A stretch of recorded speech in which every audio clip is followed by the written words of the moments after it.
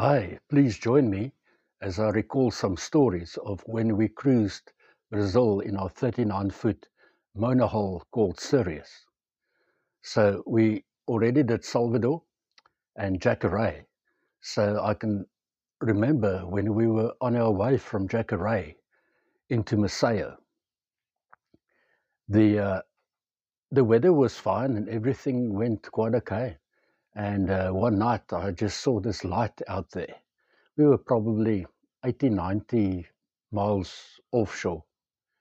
And I told my wife, I said, you better come and have a look. I don't know what's going on.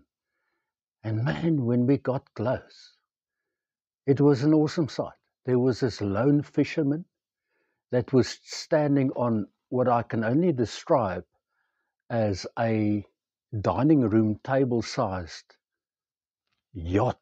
I don't know if you can call it that. It had this pole up with which looked like a piece of linen as a sail.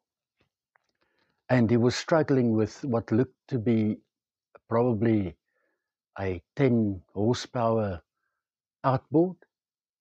And we shouted at him and he just showed, no, everything is fine, I'm okay.